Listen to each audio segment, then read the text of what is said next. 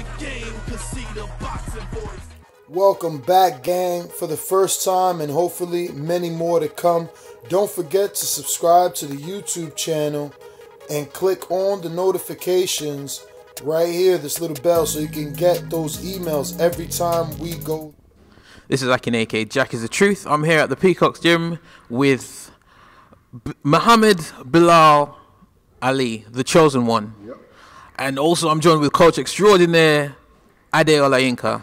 How you doing, guys? You know it is. How you doing, man? It's good to see you. It's good to see you. How you doing? I'm good, bro. How are you? I'm blessed. I'm blessed. I'm blessed. So, it's not all the time I come into a gym and someone of Tunde Ajayi's caliber comes, watch this guy, he's going to be something. How does it feel to be, your tag name is the chosen one, how does it feel to be chosen by Tunde as the next up and coming guy?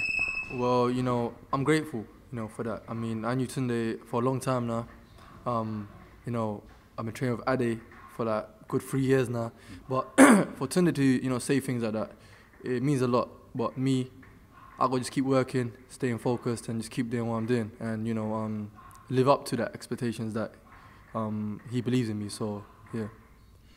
Ade, you're infamous for the pad work that we've seen you do with Anthony Yard. I saw you take Mohammed through the look, he's got a name, Muhammad Ali. I saw you take Mohammed through the pads, and it was impressive stuff. Tunde was on the ropes, and he was excited. What is it you see about this guy? Well, Bilal, like you said, he's been with.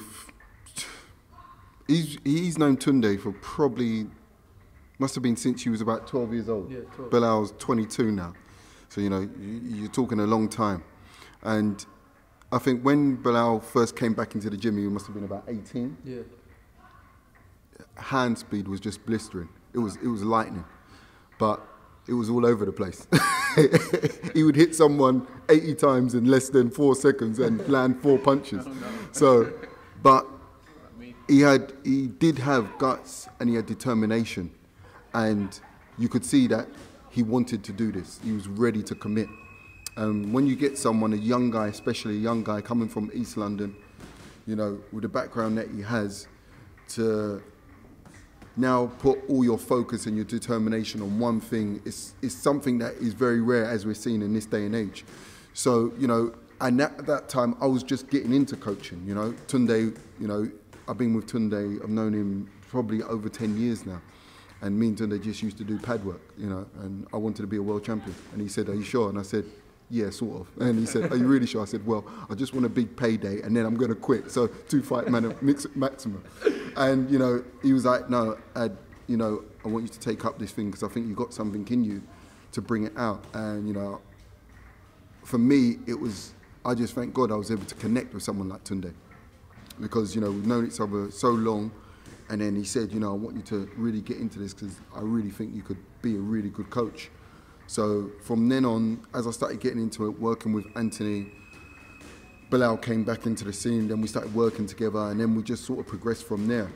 But from when, you know, Tunde's got, I've always told him, he's got a special eye. He can see something in someone that in some cases they can't see them in themselves. You know, he saw something special in Anthony, he saw something special in me, he saw something special in Bilal, and there's others. So, you know, for him to give such a high kind of esteem accolade to a young guy like this, it's something that he believes in, and you know, he knows what he's talking about. Everyone can tell you that in the boxing industry. This is fascinating. So you met up with Tunde specifically because you wanted to box, and he saw something else in you. He saw a potential to coach, and he gave you the opportunity to go forward from that. Yeah, I didn't like really want to box. I was more, I mean, I was on the doors swinging it out, you know what I mean? And I remember my brother, I must hit up my brother, Robert, and he was like, yeah, I was like, "Rob, I need to just get my hands going, you know what I mean? I'm in headache situations week in, week out." And he goes, "Go and see Tunde." So I rolled down to Peacock Gym and I see Tunde doing this flash pad stuff with this guy. I said, "This stuff's even, man. I'll get this in a week." So my first session, I was sweating like I've been in swimming pool for 20 minutes, and this was in the first 5 minutes. And then that's how we sort of built up the relationship. So I was just doing it kind of for fitness and stuff like that. And then after a couple of years, you know, Tunde's like, look, take him on the pads, take him on the pads, and it sort of built up from there, you know. And then we got to the stage where Bilal came back in at, you know, 18, and then he was just in the gym, just literally working hard, and, you know, Tunde just kept on saying, keep coming, and he just kept coming, and he was just hitting the bag, and kept coming, and then the relationship started to build, you know, and this is all thing that Captain had in his mind. I mean, we call him Captain. I call him Captain. They call him, I call him Captain because, you know, he has a special talent. He can see something in the person and help them bring it out. You know, the diamond in the dirt stuff, you know, stuff like that. It's amazing. So Bilal, you campaigning at lightweight. You have no amateur experience. But you already have a massive following. I heard you fought Andy Harris. Was that in your first fight? And I heard that there was a massive following. Is there a blueprint for Tunde, do you think, where he cultivates fighters that don't come up through the traditional ranks, but he sees something in them and puts all that he has in them? Well, what Tunde believes in, and I totally agree, is it's a lot about learning. You know, it's not all about experience. You know, you could have people having 100 fights, but if they're not taught right, it's going to show, you know. And I never got that before. I used to always think, you know, it's just experience. But then when I start coming here, you know, working with Ade and sparring these people, and then, you know, just showing them that, you know, well, they had a lot more experience than me, let's just say that. But because my teachings were better, I believe, and the things I'm getting taught, you know, it definitely shows. And even when I was fighting in the amateurs, you know, I only had 3 amateur fights. A lot of people were saying, wow, you look very experienced in there, but I ain't got no experience. It's just that I was taught very good, you know, and I'm just going to keep learning and just getting better. Brilliant. So why boxing? I listened to Coach Ade talk about how he wanted to come into the gym and he was on the doors, etc. But I never understand the psychology of someone that wants to get hit in the face for a living. so why have you chosen boxing? Well, when I was young, at the age of 12, I remember my cousin told me, you know, get into boxing. He used to go to the gym himself. He told me, come, let me take you. So he took me one time. He introduced me to Tunde. And, you know, to be honest, I enjoyed it. But the thing is, the school that I used to go to, and, you know, I was very distracted. And as a young kid, you don't always know what you want in life. So I remember I got distracted. And in a way, I kind of used the boxing in a negative way. You know, I started misbehaving because of the people I was with. I got kicked out of school twice. I went into college. I got kicked out of college. You know, it was. So you were staying in there. Yeah. So it was learning. Yeah, I was learning. So to be honest, it was just all because of fighting. You know, I used to get into a lot of fights, and it was pretty much just dumb reasons. You know, my mind was somewhere else. But then when I come here, my cousin actually used to always lecture me. He used to always say, you know, get back into boxing, and I never used to listen. But then when I got kicked out of college, I said, you know what, I'm gonna give it a try and see what it's about and see where I can get to.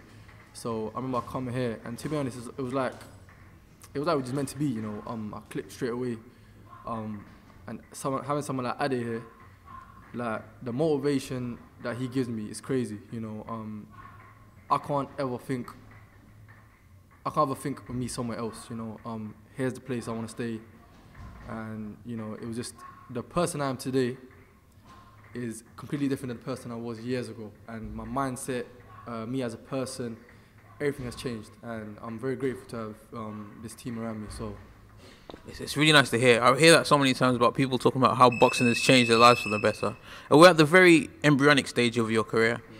Ade, you've held pads with Anthony Yarde, who a lot of people consider one of the best in the sport at his division. How does Bilal marry up in terms of his potential when you have held the pads for someone like Anthony Yarde? I mean, holding the pads for Anthony is, you're going into the Lions camp there. Because sometimes we just fight for nearly an hour sometimes. And Anthony is extremely dedicated at what he does. He's focused when he gets into the ring, his mindset, the way he switches on when he knows it's time to go to work, to perfect his skills, to enhance himself, to get better. You know, he is literally one of the best at that. He has got an extremely strong mentality. His self-belief in himself allows him to push himself. So when you're there and you're coming up and you're training and in a co-training, captain's obviously the head trainer, you know, you have to be at that level because he demands the best of himself and he demands the best from you. So you have to then demand the best from yourself to get a good output so the energy is right. And now coming on to Bilal, Bilal sees this and he's understanding it and is getting into that frame where he's learning it. So Bilal's now pushing himself. And this kid could and will be one of the best out there. Wow. You know, and when I say that, could and would, is because there's a process. You know, it's step by step, it's bit by bit. He's got so much learning to do. He's only 22 years of age. He's only 22 years of age. In the sport now, he is considered a baby. And like you say, he's in this embryonic stage of his career. And the amount of information he's taken on already, you know, is phenomenal. And his technique's getting better, his foot positioning's getting better, his handwork, his eye concentration, you know, everything is coming along the way. And all we just need to do is stay focused, stay concentrated, and it will be at that stage where he can see, sort of like sees Anthony as an older brother that you look up to and you want to emulate, you know, and also go on and progress yourself to get the best out of yourself. With the System 9 that we work under, that was obviously constructed, designed and formulated by Tunde Ajayi, you know, the captain. It's a never-ending system. It allows the boxer to continuously learn. You know, you always perfecting on something. Even when it looks great, you want it to be perfect. Even when it's perfect, you want it to be marvelous. Even when it's marvelous, you want it to be extraordinary. There is no limits. There literally is no limits on it because it's a never-ending system. You know, Bilal could be 34 years old, retired, and he'll still have things to learn in the boxing game because it never ends. You know, so his potential is unlimited, and I believe he's not only going to go it all the way, he is going to be a name that's going to be recognised around the world. Oh, look, I'm getting excited as you're describing System 9. Can I sign up? I know.